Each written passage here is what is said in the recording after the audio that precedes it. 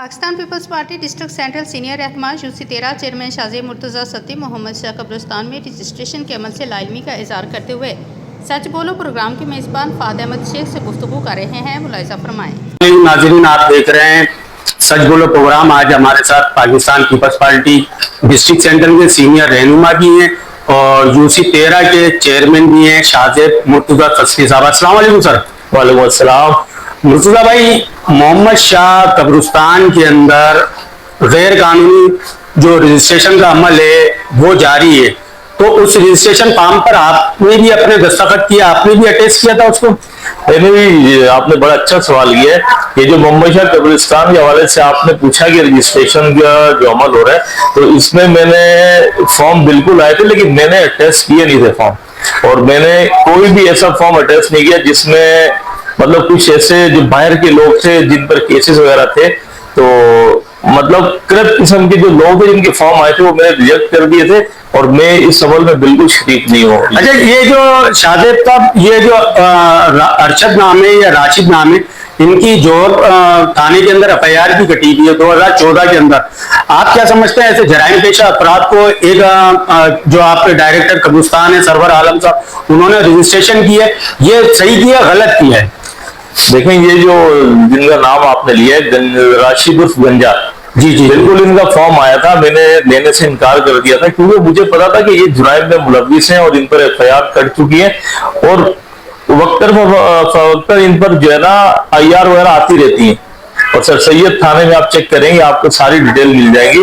तो मामला इस तरह के हैं कि ये तो डायरेक्टर सरवर आलम साहब आपको बताएंगे, क्योंकि मैंने तो रिजेक्ट कर दिए थे फॉर्म। और केएमसी ग्रेवयार्ड का जो डोमेन है उसमें चेयरमैन के सिग्नेचर और थंब और स्टैम्प लगना बहुत जरूरी है, लेकिन मैंने बिल्कुल नहीं लगाया। मेरी इजाजत के बगैर अगर सरवर आलम साहब ने रजिस्ट्रेशन का ये अमल किया तो ये तो केएमसी के डोमेन को चैलेंज करने की उसमें और मेयर साहब के एहतमाद के खिलाफ है ये सब चीजें। तो मुर्तज़ा वहाब साहब मेयर कराची, उनके इल्म में लाए आप ये चीजें, जराइम पेशा अपराध को रजिस्ट्रेशन का अमल करा, वो भी पानी डालने वाला? जी बिल्कुल, मंडे का टाइम है, मंडे वाले दिन में मिलूंगा मेयर साहब से और उन्हें मैं बताऊंगा इस सारे अमल के बारे में। अभी तक तो मैं सिर्फ डायरेक्टर साहब से ही मैं इस बारे में मतलब 2 से 3 दफा मीटिंग कर चुका हूँ, मुलाकात कर चुका हूँ। तो बस वो आए शायद बाई कर रहे हैं, कभी एक बार कभी दूसरी कभी बोलते सीनियर डायरेक्टर, तो अब तो खैर सीनियर डायरेक्टर का भी ट्रांसफर हो गया, नए आए सीनियर डायरेक्टर भुट्टो साहब हैं। तो अब मंडे वाले दिन इंशाल्लाह ताला इस पूरे मामले पर तफसीली बातचीत होगी मेयर साहब से और मुझे पूरा यकीन है मेयर साहब इंशाल्लाह ताला इस पूरे मामले को देखेंगे और जो जुराइम पेशा लोग जिन्हें रजिस्टर्ड किया गया है तो उसकी बात परस भी करेंगे और लाजमी वो डायरेक्टर ग्रेवयार्ड से पूछेंगे मेयर साहब कि आपने इस तरह का ये अमल क्यों किया और इस अमल में आप शरीक क्यों हैं। अच्छा शाहजेब भाई, जिस तरीके से मोहम्मद शाह कब्रिस्तान के बराबर में गोरपुर कब्रिस्तान है, कुकनी कब्रिस्तान है, इसके अंदर गैर कानूनी तौर पर, क्योंकि केएमसी की तरफ से तो कोई उसको लीजिंग मिली भी नहीं है, लेकिन उधर फिर भी दफनाने का सिलसिला जारी है, इस हवाले से आप क्या कहेंगे? ये बड़ा अच्छा सवाल किया आपने। इस हवाले से जो गोरखपुर है, चंदौड़ भी है और गोधरा वालों का भी कब्रिस्तान है और एक क्या कहते हैं इसे कोकनी, तो इन चारों के बारे में मेरी तो खैर बहुत पहले बात हुई थी मेयर साहब की जो नीचे जो टीम है उनसे, तो उन्होंने कहा था इंशाल्लाह ताला ये सारे जो है ना केएमसी के डोमेन में आएंगे। और जो लेटेस्ट न्यूज है मुझे पता चला कि अभी उन्हें नोटिस वगैरह मिले तो वो राब्ते वगैरह कर रहे हैं और इंशाल्लाह ताला ये जो गैर कानूनी अमल हो रहा था ये रुक जाएगा और वो केएमसी के अंदर ही आएंगे और केएमसी के तहत ही काम करेंगे। अच्छा, एक और साहब है वो गोबलू, पता नहीं क्या नाम है, वो भी तो मंशात का काम कर रहे हैं कब्रिस्तान के अंदर। जी जी, उनका रफीक और बोधू नाम है उनका।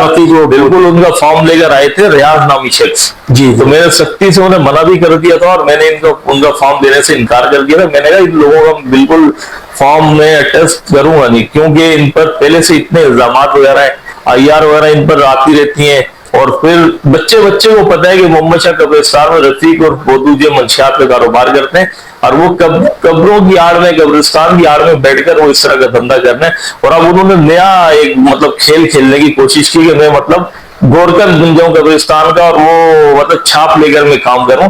और ये सारे मामला डायरेक्टर ग्रेवयार्ड सरवर आलम साहब को देखने पड़ेंगे। उन्हें मैंने बताया है कि इस तरह से जुराइम पेशा लोग हैं और इनका कैरेक्टर बहुत गंदा है वहां पर, तो आप लिहाजा एक्शन लें।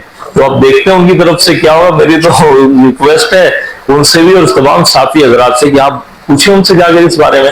अच्छा, ये इस तरीके का तो नहीं है ऐसे कहीं सरपरस्ती सरवर आलम साहब ही कर रहा हूँ, क्योंकि जब उनके इल्म में इतनी चीजें आ चुकी हैं, अरशद की भी और ये रफीक और गोदू की भी, क्या नाम है, ये जराइम पेशा अपराध हैं, और फिर ये जो राशिद है इसका तो राइफल और गनमेट और पता नहीं क्या क्या इनसे बरामद भी हुआ है, तो उसके बावजूद भी ये सरवर आलम साहब उनकी सरपरस्ती कर रहे हैं।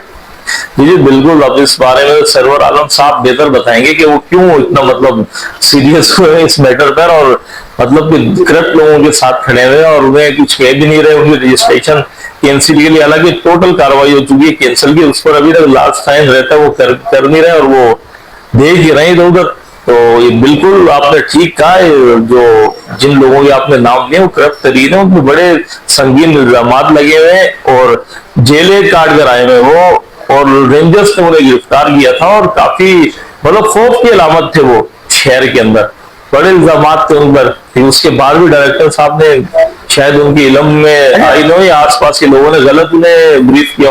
सर ये एक चीज है, इसके जिस तरीके से आप इलाके के चेयरमैन है, तो आपकी जो मोहम्मद शाह कब्रिस्तान की हदूद है वो सर सैयद थाना है, तो उधर से फार्म इनका रजिस्ट्रेशन नहीं हुआ होगा या उधर से अटैच नहीं हुआ होगा? जी बिल्कुल। अब तो ये थाना इंचार्ज जो है सच्चो साहब वो बेहतर बताएंगे। फॉर्म असल में थाने में गए होंगे इनके, लेकिन वहां भी आपको पता है आजकल क्या चल रहा है, किसी ने भी लेके बस स्टैंप लगा दी होगी थाने की। बाकी ये क्लियरेंस लेटर नहीं है थाने का किसी के पास भी, उनके पास बिल्कुल भी नहीं है। और इस पूरे मतलब मामले के बारे में आपको बेहतर तरीके से सच्चो सर सैयद बताएंगे कि हुआ क्या था और किस तरह से हुई है, शायद उनके इल्म में भी ना हो इस तरह की बातें। चले नाज़रीन, ये हमारे साथ यूसी 13 के चेयरमैन शाहज़ाद सस्सी साहब थे। हम इंशाल्लाह सर सैयद थाने SHO से भी राब्ता करेंगे और